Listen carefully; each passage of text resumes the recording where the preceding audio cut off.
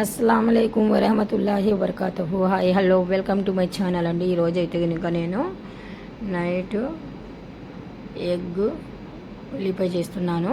ముందుగా నేను ఆయిల్ వేడెక్కిన తర్వాత ఉల్లిపాయ వేసాను, ఆ తర్వాత గరం మసాలా వేసాను, కారం పొడి వేసాను, కలుపుతూ ఉన్నాను. అల్లం వెల్లుల్లి పేస్ట్ కూడా వేసాను. ఇప్పుడు ఎగ్ అనేది ఒక ప్లేట్లో నేను కొట్టి అలాగే వేస్తున్నాను. అంటే గిన్నెలో వేసినప్పుడు మనకి ఏమవుతాయంటే కనుక చిన్న చిన్న పీసెస్ అనేటివి ఎగ్గు పైది వైట్ది ఉంది కదా, పైది పెంకు పడిపోతుందేమో అని ప్లేట్లు కొట్టేసాను. 2 మిర్చి కూడా అందులోనే యాడ్ చేశాను. ఫ్రెష్ అయిన కొత్తిమీర కొద్దిగా వేసాను. చివరిలో నేను గుడ్లు కొట్టేసినవి వేసాను.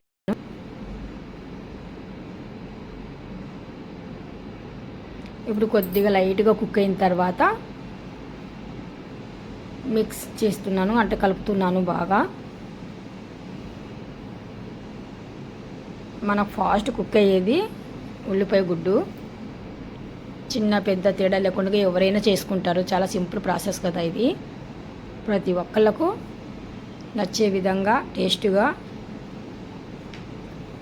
చేసుకునే గుడ్డు ఉల్లిపాయ, గుడ్డు ఎక్కువ అంటారు, గుడ్డు ఉల్లిపాయ అంటారు, అండా ప్యాజ్ అంటారు, ఒక్కొక్కరు ఒక్కొక్క పేరు. అంతే, రెడీ అయిపోయిందండి.